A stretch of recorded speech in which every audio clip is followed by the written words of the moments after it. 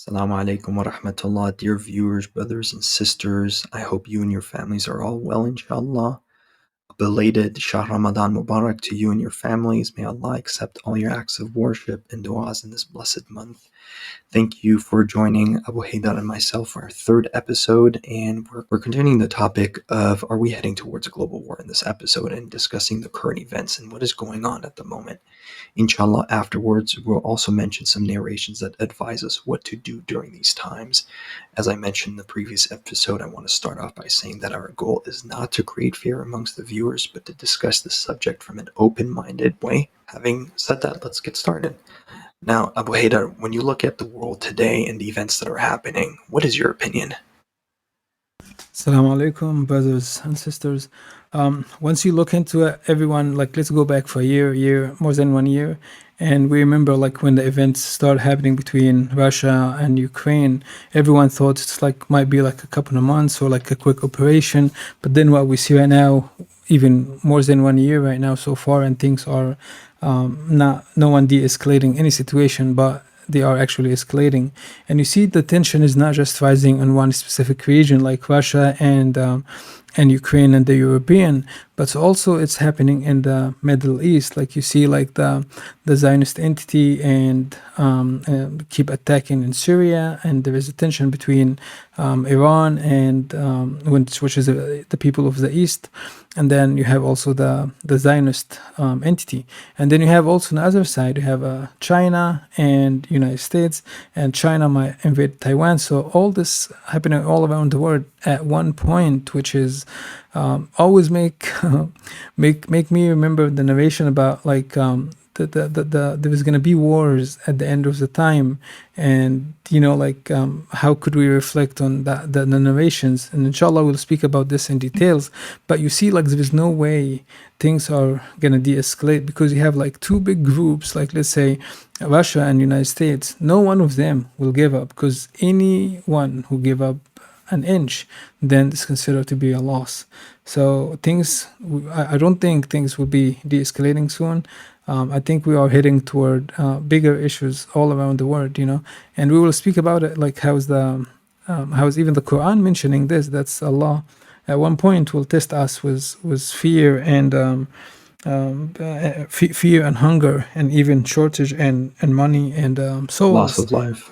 loss of lives, yes. And that will be the big reward for the patient ones. So we know that we're hitting where it's going to be hitting.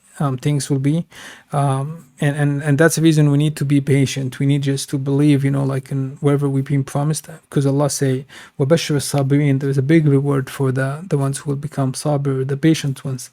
And that's where I see things going, because like every day you see, like, we are moving not just like small inches, we actually moving bigger steps toward a bigger issues between the big countries. Yeah. Yeah, Abu Haydar, you're absolutely right. It's definitely very sobering to see what is going on and the tensions rising, like you said. And and we're gonna, like you said earlier, we're gonna talk about this in detail and go through some of the headlines that we see in the news globally. But the confluence of all these things happening at the same time, feels very surreal. It's not something that's just here and not everywhere else. I feel like everything is connected with each other, the tensions that we see. And, before we actually go ahead and talk about, the news headlines, I want to give a brief intro on the cycles and how we got here today. The Western dominance of the world started back around the 16th century, if I'm not mistaken, with the emergence of Spain, and continued with the Dutch, the French, the British, and in the last 80 years, the United States. Typically, every few centuries, there's a major power shift cycle in the world dating back to ancient empires. Someone who's really delved deep into this topic is the world-renowned Wall Street investor and hedge fund manager Ray Dalio, who studied the last 500 years of world powers. And he has numerous interviews on this topic, and he came out with a book a couple years ago regarding the principles for dealing with the changing world order. And back in November 2022, he actually wrote an article on LinkedIn to kind of add to, or kind of an addition to his book, regarding the section and the time that we're in with regards to the change in world order, entitled "The Change the changing world order is approaching stage 6. So he has different stages in his book, and in this particular article on LinkedIn, he's talking about how we're approaching stage 6, which is the war stage according to him. And I'm going to start off by just briefly reading an excerpt regarding the section on the big cycles, because that's a pretty eye-opening section of that article. So he says, history shows that the movements to civil and or international wars that change the domestic and world powers take place via progression of stages that transpire in big cycles that have occurred for logical reasons throughout history. I believe that reviewing how the typical big cycles work, what stage we're in, and what typically comes next is now especially important. That is because the evidence points to us being on the brink of civil and or international war. In my book, parentheses, in my book, Principles of Dealing with the Changing World Order, I describe this as a late stage 5 on the brink of stage 6. And because without understanding how these cycles transpire, we will simply observe events in the news without being adequately prepared for them or able to prevent them. To be clear, when I say that I believe we're on the brink of civil and or international war, I'm not saying that we will necessarily go into them, or that if we do, it will happen very soon. What I'm saying is that the different sides in domestic and international conflicts are preparing for war. And if events are allowed to progress as they typically do, there is a dangerously high probability of us being in at least one of these wars, if not both, in about 5 years, give or take about 3, with the highest risk point being 2025, 2026. That's pretty eye-opening. I mean, again, from somebody like Ray Dalio, who's for the last 50 plus years has, you know, made his name in life through making the right investments in Wall Street and making people a lot of money. Abu Haidar, what is your take on that? So when you look into what's going on actually and the power shifting, you see it doesn't happen in day and night. It need longer time, and it takes preparation, and you see the power actually shifting. So before, was only one country like controlling everyone else, and then it took time to build like other power, like China and Russia, and then now they are like actually standing their grounds, and no one is backing up. So you see, like for example, like right now, the dollar, for example, United States having its power based on the dollar.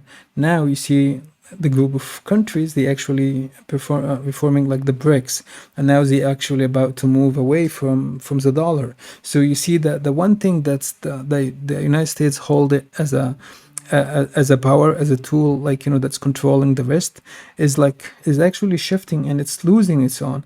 And that's where you see, even here in the United States, you see the dollar purchase power is actually losing, because it's affected by what's going around the world. And then that's actually make you before we jump to other things, I just want to mention about the narration, the Quran, when Allah say we will be testing you. This is an eye-opening to every one of us. That's no matter how tough and hard it is will be, we need to also reflect on how our imams and how all the prophets they lived. They were all tested. They all suffered. They all had it in a very hard way. So if they had it this way, we should also accept it, when it's come hard toward our time. We shouldn't object against what Allah's wills, but only just deal with it, because we know and we see what's going to happen after. There's a great reward, which is Allah mentioned in the Quran. And at the same time, if this is the time that we live in, there is a great reward, which is we see and will be able, inshallah, to live during the time of our Imam, Ajallah Ta'ala Faraj Sharif. So for example, about the tensions, I just want to mention a couple hadiths. So when we speak about the tension, the narrations, even from our Sunni brothers, they spoke about a specific fire will happen. In the narrations of Ahlul Bayt, they didn't mention the timing, but it spoke about there is an actual fire, and that fire, after this fire, will be will come in a benefit for general, and then will come to the especially for the Shia and the follower of Ahlul Bayt, will become the Imam after. But on the other side, in our Sunni brothers' books, they mentioning about the same fire, but they actually specified the timing of that fire, and he's speaking about the 15th of Ramadan. And the narration, let me just read it for you. So he said, if you see, when you see a column of fire, or a fire column that will be coming from the eastern side in the months of Ramadan, the narration said, prepare your food as much as you could, because this year is a year of hunger and shortage. So this is one narration in the book of Al-Fitan. Also, another narration that's Tabarani mentioned, which is the Prophet sallallahu alaihi wasallam. He said, if you see a fire column red from the eastern side during the months of Ramadan, save your food to that year. It will be the year of hunger. Also, another hadith speak about and saying the same, but the only difference it says, save as much as you could out of food. So when you see, this is even the Sunni books, our Sunni brothers, they mentioning there is a specific fire. In the hadith of Ahl al-Bayt, they speak about the fire will happen from the eastern. And when we speak about eastern in this case, most of the time, based on the Sheikh Jalal, when he mentioned the people of the east, it means Iran. So it could be that fire happening by the Iran will cause it, and then it will be like from there will be shifting in power, and that region will actually some sort of change. But what we should be doing, especially because there's multiple fires and the hadith mentioning multiple fires. For example, there is a fire of Azerbaijan, and there is a fire of the east. And I have to mention, when we mention the word Azerbaijan here, we're speaking about Azerbaijan historically. And when we say historically, that's including the area of Iran, speaking about Azerbaijan, the current country, Crimea, Ukraine. So we have this areas actually, and later on we'll speak in detail about how that hadith actually is related, or it could be actually related to what's going on. Very high chance could be. So once we see this events actually taking place, we know things will get more bad and bad, and wise hunger will be very important. So if we go to back to the story of Prophet Yusuf, you see Allah wanted to introduce Prophet Yusuf through the word by saving everyone from the famine. And then you see, like, also it's kind of connected when it comes to Imam Mahdi, and sometimes we call him the Yusuf al-Zahra, And then you see, like, there is always a year before the Imam Mahdi also associated with a year of hunger, or time before the Imam will be in hunger. And then that hunger will actually end by the coming of the Imam Ajallah Ta'ala Faraj Sharif. So that's where, like, when we see the tests, we need to just like prepare ourselves for it, and not be like against the will of God. It just like it takes a lot in every one of us, and I'm here mentioning to myself, is like, no matter what happened, we need to see behind the scenes, and we know like where we're heading toward it, and the promise always toward the patient ones, they will be the ones who get rewards. You're definitely right, Abu Haidar, about that. It's preparing for the Imam. We have to be mentally, physically, psychologically ready. And as we mentioned in previous episodes, when we read about the narrations regarding the end times prior to the reappearance of the Imam Ajalallahu Ta'ala Farajahu Sharif, they're painted in a very difficult way, and again, the Imam's, peace be upon them, perspective was not to frighten us or to scare us, but to prepare us, to tell us the truth, to be ready, right? And again, we are in a blessed month of Ramadan, and one of the most important ways to prepare for the Imam is to build ourselves spiritually and to get stronger spiritually, increase our Iman, increase our faith, so that if or when these things happen during our time, we are prepared for it. It's kind of like, when a boxer expects a punch, right? They're ready, they're standing in a stance, they have their hands up, their body is ready to take that hit. But when somebody doesn't know that they're getting hit, they can get knocked out, you know? And similarly, like if we, for example, don't know what is going on, are not aware of the narrations, and completely get blindsided, and something happens where that we haven't expected, like for example, the COVID pandemic, That's not something that we knew with advance notice that it's, let's say, going to happen in 3 months, in 6 months, in 1 year. That blindsided us. Of course, it started in China, but then nobody expected it to come and cover the rest of the world. So it's really important for us to be prepared, as Abu Haydar mentioned, and we have many narrations regarding this topic. And of course, with with with the way that the world is progressing, like we mentioned, this major power shift that is happening, most of the time when something like there's a major shift in power in the world from one major power to another, it usually is accompanied with conflict. And what I'm going to do right now actually is I've selected some news headlines for the last about 6 weeks, uh, kind of showing you guys where we are kind of going, what the news is about, what world leaders are actually saying. I try to be very specific about what news headlines we're going to cover in this episode, so that it's not based on analyst or based on our opinion, but it's headlines that quote world leaders that are decision makers. So, starting off with the first one, we have, back in February 13th, 2023, this article from the European Conservative. Serbian president predicts major escalation in war in coming months. And there's an excerpt in which he said, "We're facing the biggest crisis in the world since World War II. What we have seen before is almost nothing compared to what is ahead of us. I know there's a big escalation ahead of us. The next 5 or 6 months will be the worst of the conflict." And this is President Vucic of Serbia that has said this. And this was back in February. So if we go 5, 6 months in advance, we're looking at about a July, August type of timeline. Next up, the Prime Minister of Hungary. So this article is from Hungary Today, March 31st, 2023. So a couple days ago. And the title of the article reads, "Threat of World War, No Exaggeration," says Prime Minister Orban. We have the Deputy Secretary of the Russian Security Council, former President of Russia, Dmitry Medvedev, who has been very, very outspoken in the last year, especially with regards to the Ukraine war.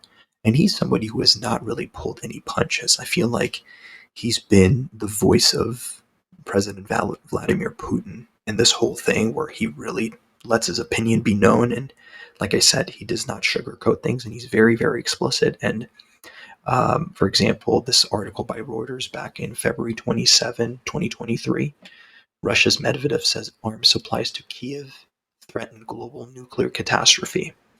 So this is, again, these are world leaders, former world leaders that are making these decisions. Somebody like Dmitry Medvedev is still very relevant today in Russian politics, as he's as I mentioned, the deputy secretary of the Security Council in Russia. Then moving on to the European side, France 24, back in February 17, 2023, Emmanuel Macron spoke at the Munich Security Council, and the title reads, "Not the time for dialogue with Russia's Putin," Macron says at Munich summit. Next up, something more recent that has transpired, which has really taken things to another level with respect to the Ukraine war, because the Russians, especially Dmitry Medvedev, has been very outspoken about how the West is directly involved in this war. And this is not just a war between Ukraine and Russia. So recently, the British mentioned that they, like this article says, defend supplying Ukraine with weapons containing depleted uranium. And just to kind of give you an idea what depleted uranium is, this was used back in the Iraq War, which to this very day is having devastating effects on childbirth defects.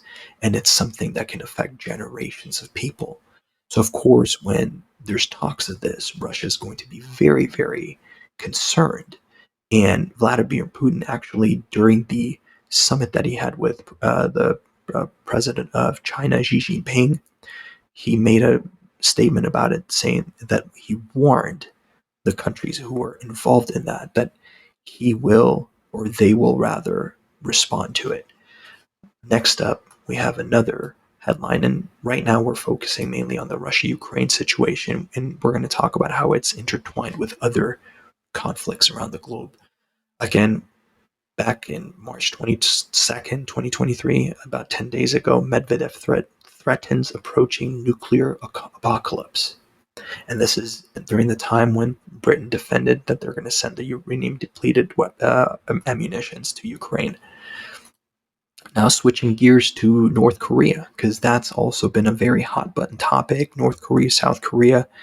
North Korea warns US against intercepting its missiles. This is back in March 7th.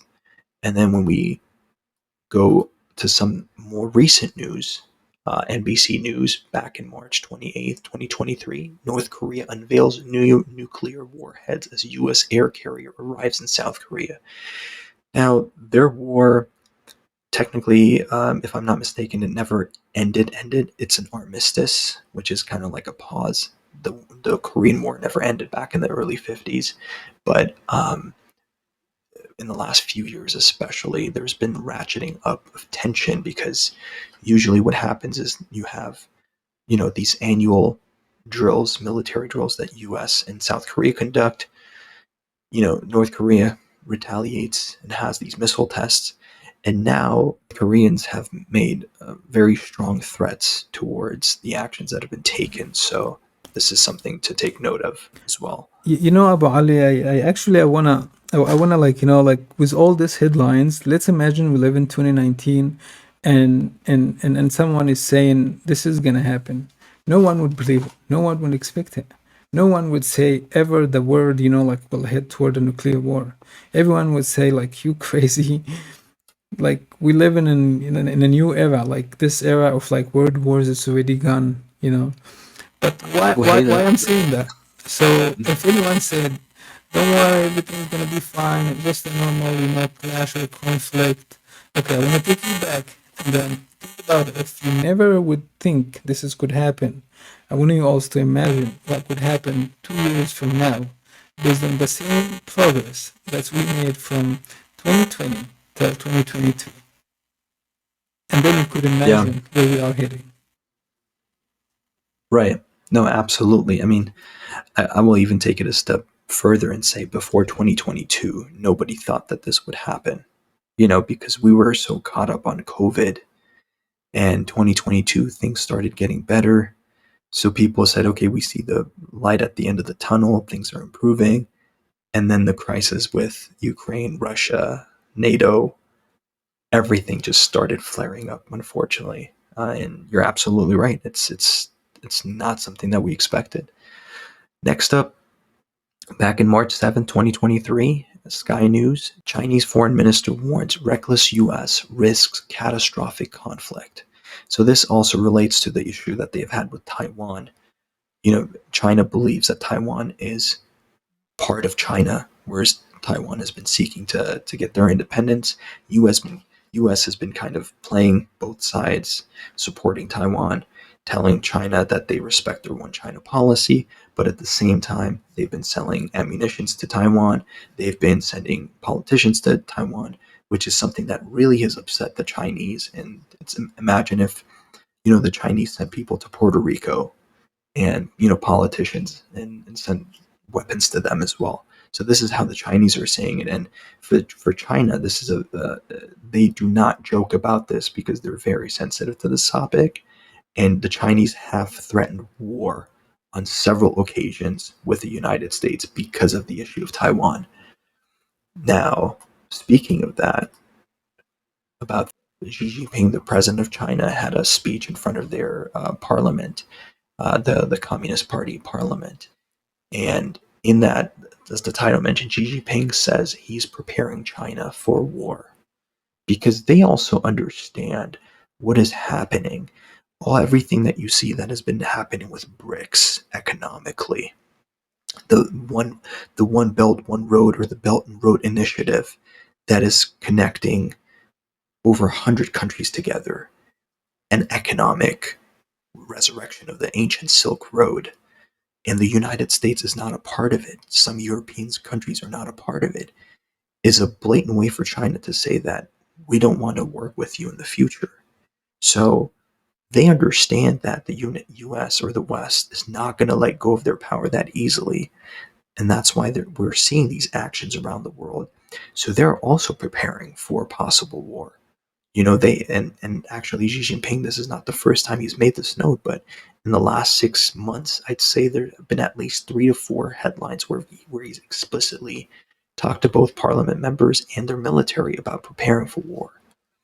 And I want to finish this off. I don't want to go on and on because there are a lot of headlines about this topic. But lastly, with respect to Iran, the tensions in the Middle East have always been known to be hot, but recently, especially with the issue of the Zionist entity as well as Azerbaijan, things have really flared up to the point where Iran has sent um, military personnel and equipment to the border, especially ever since Armenia and Azerbaijan got into that conflict back in late 2020, if I'm not mistaken. And this headline reads: Iran asks Azerbaijan for explanation on strategic partnership with Israel. Recently, both they in both Baku and in Tel Aviv, they decided to open embassies, and the foreign minister of the Zionist entity was actually in Azerbaijan a couple days ago, and he mentioned that they're uniting in the front against Iran, and as a result, this is the headline that came up in Iran. Directly asked Azerbaijan, "What is going on? What are you trying to do? Are you trying to use this as a way to attack us?" So Iran is not taking any chances. And as Abu Haidar mentioned earlier, the fire of Azerbaijan, we're not saying 100% that this relates to Crimea or Ukraine or modern day Azerbaijan, because as you know, these narrations were from 12, 13, 1400 years ago. So the map of the world looked different. But it is very possible that it could be related to Crimea and Ukraine, because we're not seeing anybody try to extinguish this fire. No side is trying to calm or get to the negotiation table. This is like out of the picture, which is very concerning. And at the same time, tensions are rising on the border of Iran with Azerbaijan, which is not something to take lightly as well. So it's really important to remain vigilant and understand, okay, what is really happening? What are some of the consequences? And I just want to add one thing. I want to stress this one because since you mentioned that fire, I actually want to read that hadith. It's Imam Bakr alayhi salam. He's saying, must be a fire on Azerbaijan region, and he said like if this is happening, and he stressed about like there is nothing gonna put it down. And when we speak about fire, we're not saying like fire that's like someone lit a fire. We're speaking about a war fire, because the only thing that could keep going forever and keep going and keep going is not just a normal fire. Someone just like made a fire. It's just like a military fire. And then it said the Imam here is, what should we do? He said, and if this has happened, kunu ahlasi biyutikum. When you take the word health and search about the meaning of that word, you see health is mostly means carpet, like be at your home. Don't be outside. Don't involve. This is not your war. And the Imam says, 3 days ago, March 29th, 2023. you are to stay at home as long as we have stayed. When our man, I mean the Imam al-Qa'im Ajjallah Ta'ala Fajr Sharif rises, then hurry up to him, even crawling. By Allah, as if I see him between the corner and the temple. So if we want to take, our take from this hadith will be, if would be the fire that's the Imam speaking about it, then it's not the Muslims to be involved in. And when you look into it, you see the issue is not happening in the Arab countries or in the Muslim countries. The issue is happening in Russia, Europe, United States, China, Korea, all these countries. But the Arab countries or the Muslim countries are actually not involved in any of this war. And here the Imam says, "Kunu ahlathi biyutikum," like you stay at home as long as we have stayed. So there's some sort of a connection between this war and between, it's kind of sign, it's very close to the Imam, because the Imam mentioning stay as long as we have stayed. So that means it's not ours until we see a movement, we see something belongs to Ahlul Bayt, and then we be in order to actually go to the Imam, even if it was crawling toward him. And when we see the hadith of fire, sometimes we get into a conflict with another fire, which is the fire of the east. So, for example, when we have here, the hadith says, it's also written in Al-Kafi, chapter 14, hadith number 13. It said, if you see in a fire from the eastern side, it will be like 3 to 7 days, 3 or 7 days. Then expect the Imam Mahdi very soon after. So when you look into this hadith, there is two fires. There is a fire of Azerbaijan, and there is a fire that will be on the eastern side. And then here, when you speak about, you say the Sunni hadith mention about shortage in food. The Ahlul Bayt hadith speaks about there is a faraj toward people, like there is more, like, like the good news are about to come after this fire. So you see, like, this is a short fire, or might be like a short war or a short military attack. Maybe when we say the people of the east, that could be an Iran, or the people who actually follow Ahlul Bayt, some sort of, because that would be the eastern of Arabian Peninsula during the time. So we expect, like, once we see that, then there is right away will be, inshallah, the faraj of Ali Muhammad.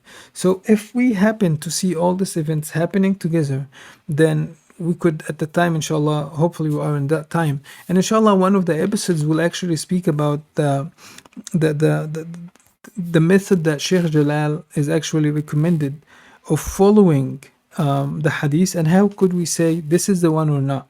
And we could speak about it more one time in details, so we could enlighten ourselves and enlighten everyone else too. Yeah.